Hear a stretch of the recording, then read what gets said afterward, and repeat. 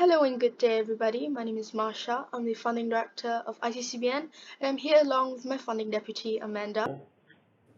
Hi everyone. And we are here today as your MCs, along with our board of directors as your speakers, because it's finally time for a podcast. So, the COVID 19 era seems like the exact time to educate students on how to manage their anxiety, their sadness, and the isolation they feel during this pandemic. But during this hard experiment, this horrible experiment called coronavirus, is it right to send a message to students to just persevere, to push through the hardships and not fail during this pandemic? Or should it be about empathy, compassion, and understanding, and also surviving in one piece?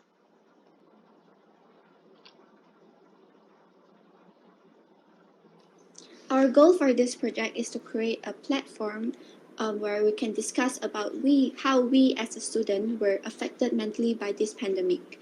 And here in ICCBN, we advocate mental health and compassion, and we shall discuss among our board of directors the emotional obstacles and mental challenges we have and are still going through. Right.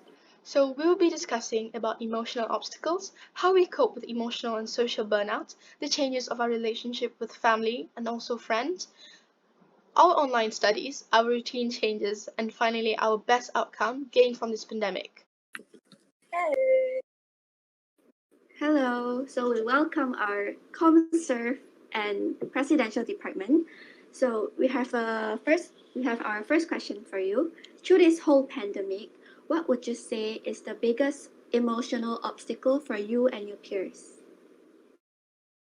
Okay, so I will start first. Hi, I'm Anissa. Okay, so for me, the biggest emotional obstacle is online learning. I didn't adapt to it at all. It was really hard because we went from totally physical to going to school every day, waking up at 5 and then bringing our books yang berat-berat too, and then suddenly bangun 1 minute before class and then buka and then just stare at the screen for the next 5 hours.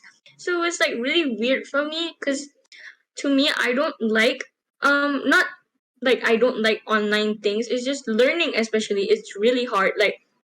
Even studying at home, I will tutup my phone, tutup laptop, and literally just open books. That's studying for me. So imagine learning online when you don't even like studying online. So it was really hard for me because I couldn't understand what the teacher was trying to put out, and they will show YouTube videos and give online quizzes, which I can literally not saying we have to. It's just the urge to Google and be like, what is the answer for this? And then call your friend, wait, tolong bagi jawapan boleh? Penat tu.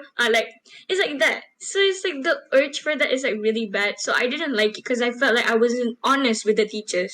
Even though I tried my best, it was we will result to that eventually. So I felt really down that I couldn't understand, and with my internet connection, it's really bad. So when the teacher's here, I'm like, why is it lagging? And when I type in the chat, they can't see. So it's really stressful for me, but I'm trying to get used to it.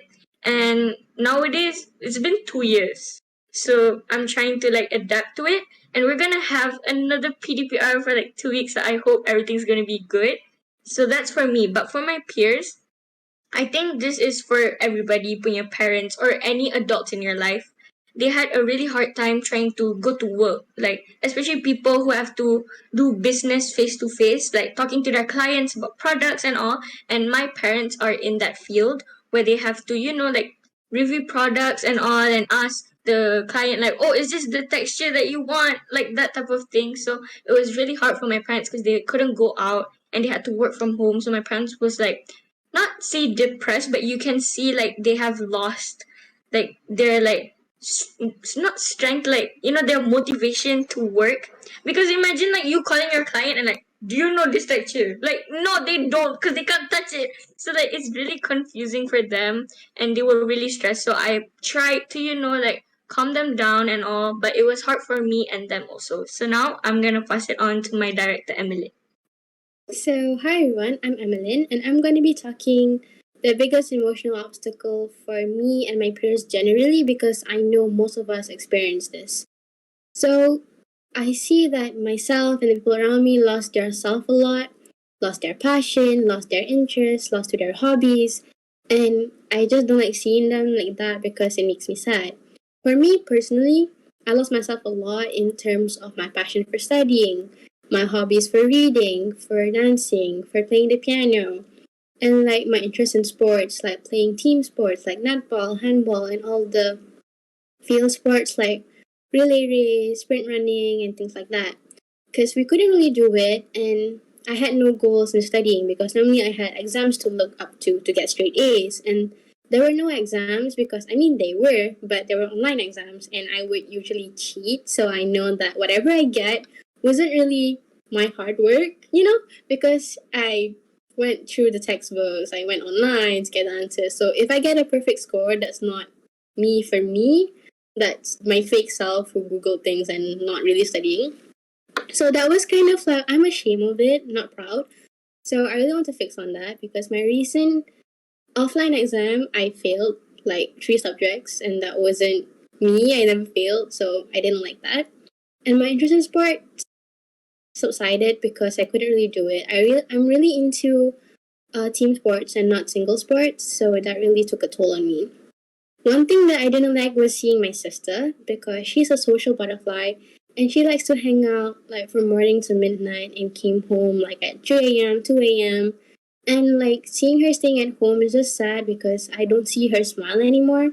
She doesn't eat with us, she doesn't spend time on like movie nights with us, and like it's not something I want to see my sister that way, because she usually smiles, dress up cool, wear makeup, and now she's just like she just looks somehow sad and her face is all puffy, like she just cried a lot. And I didn't like that. But the good thing is when some restrictions were slowly lifted, she went to a therapist, she saw her friends, she went back to campus, and everything seems to like become normal little by little, and that was something that I look forward to.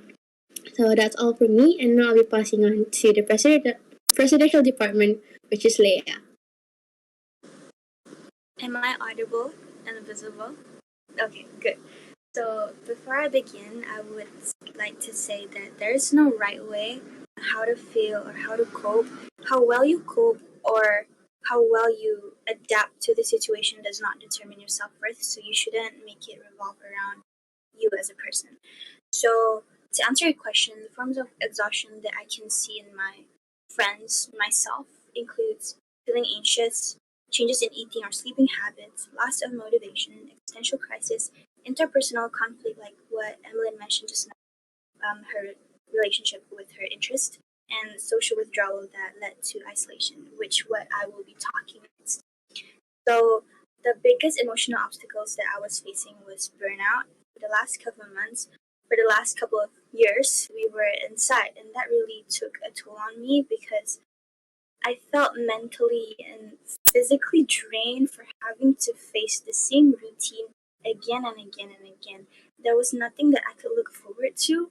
Like, I tried my best to find tiny, tiny bits of happiness, but it was really hard. And that led to me being tired, and this whole pandemic fatigue really got to me. I felt unmotivated, like I was on autopilot mode, like I wasn't in my own body, and that led to apathy, which is lack of emotion or concern in matters that should interest me, like school, daily tasks, even like eating and showering were pending. And I would feel guilty afterwards for not carrying out my my duties as a person, like my school and like my daily routine. I would feel guilty afterwards, and I would eat myself for it. And it is just a never-ending cycle. I'm guilty and not doing it, and that led to feeling burnout. And because of that, I felt anxious. So for anxiety, according to the World Health Organization, 1 in 13 people globally suffer from anxiety. The World Health Organization reports that anxiety disorders are the most common mental disorders worldwide. So in the first year of COVID-19 pandemic, the global rates of anxiety and depression raised by 25% to be exact. And why did I state that? It's because I would like to remind everyone that you are not alone. Like, this is a situation that the whole world is facing, and you are valid for feeling however you're feeling.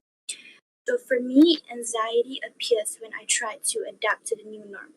as humans, we can only feel so much, especially when trying to comprehend something new and foreign, which is this pandemic. Like, we didn't expect for us to get hit by a pandemic, like, we didn't know that.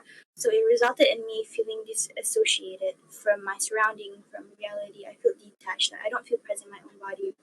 And last but not least, that led to what I am currently facing as well, which is social anxiety. So as lockdown lifts, many people who were unable to go out is currently like going out, hanging out with their friends while being mindful of safety.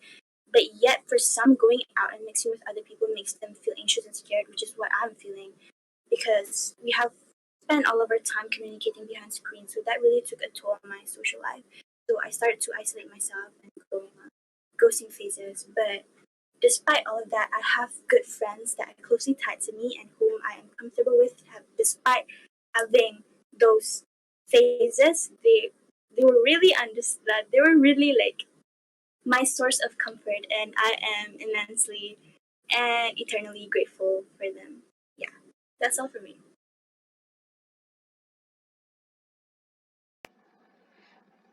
Okay, all right. Thank you very much to both of your department for your input, and we absolutely agree with you. And I'm sure both of us in this podcast can relate to your problems. And with this issue being brought up, I would like to ask our next speakers, the club service department, how do you guys cope with burnouts from emotional burdens? Hi. Hi. Okay, you guys can begin with your question. So, hi, I'm Abby, and how I cope with emotional and social burnout during the pandemic is, I'm sorry, um, when I experience emotional and social burnout, I usually get this feeling of emptiness and I can't really feel any emotion. Sad during this time is like really hard for me, and I just like want to sit in my bed and like do nothing. I can't even like watch anything because I don't really feel anything. And the first thing I would do usually is like cry. I don't know if people would think that's kind of like useless, or like they think that other than crying you can do something else, but it actually really helps me like release all the tension that I'm feeling. And most of the time when I experience burnout, I start to overthink a lot. So it's good to like let out all of those emotions. And crying actually releases oxytocin and endorphins, and it eases both physical and emotional pain. So it actually does help, despite what people might think. And other than that, sometimes when I experience burnout, I find myself like mindlessly scrolling through social media, which can be really bad, and it can feed into my thoughts, like bad thoughts like jealousy or feeling insecure and stuff like that. So I really learned to like put away all of my technology so I can have time for myself away from my social media. And one of the last things that I do, which is actually really effective, is I try to find something creative to do, because some things that I usually like to do that make me happy is like dancing or like going out and getting out. But obviously, when I'm experiencing burnout, I don't want to do any of that because I don't have the energy or I really don't feel like it. Um, but one thing that I found that really makes me happy during burnout is I like to decorate things with like stickers. So I'll like sit down at my desk and just take all of my stuff and start decorating. It's really therapeutic. It allows me to calm my mind when I'm experiencing burnout, and it just makes me feel a lot better. So yeah, I'll pass it to Lynn now. So, how I cope with emotional and social burnout and just the lockdown in general is one of the main things I do is read. I can read anytime, anywhere, so reading is my go-to. And other than that, I like to seek comfort. If I'm feeling like a bit sad, a bit lonely, I seek comfort from my favorite YouTubers or my favorite Netflix shows, or I like to scroll through Pinterest and make Pinterest boards. And Other than that, um I like to express my feelings, or because I don't like to talk to people about my like, personal feelings, or like how I'm feeling. I'm not feeling good. I'm feeling a bit disgusting. I like to write it out in my journal. And not only do I have to like express things in my journal or my diary, I just write random things. Any dear diary moment, I met a cute boy today, or whatever. It can be anything. It really helps to like release the nerves. I'm feeling all jittery like that. And if I need a distraction, I'd go to my family. My family and I have a really strong bond, so I'm really grateful for that. So if I need someone to talk to, but like I don't want to talk to, I just like go to my sister and hang in her room. It's like we're communicating, but we're not communicating. And lastly, I've been like a competitive athlete ever since I was little. So with the lockdown, I can't do any competitions. I can't go training. So I needed that sense of achievement. So I painted this, and this wall has been through so much. And then I also bake because after like you mix all those ingredients, a really complex thing, and then you take it out of the oven. If it's something edible, something nice, you're like, oh my god, I achieved that. I did that during this lockdown. I did something. So I felt really good about myself during that time when I'm baking. Thank you. That's all from me. Thank you very much, Sir. So as we speak about coping, there is another big change many go through in these trying times. So we've been confined in our home, facing the same four walls every day for the past 2 years, seeing the same affectionate faces of our family. So SAA department, with this drastic change, how has it affected your relationship with your family?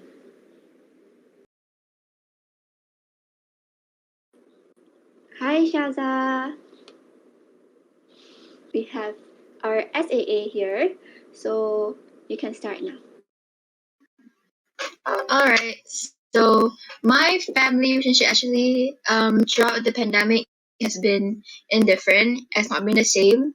I was with my parents first because we've always been like not the kind of family like that's affectionate, like I love yous or I'm proud of you. Even growing up, I think they only say to me like once a year or something. So like I'm used to that. Even I personally find it hard to say I love you or I'm sorry to my own parents, which is, well, I don't find guilty of not doing that because we know that my parents somehow know that I'm sorry or something. So it always been like that.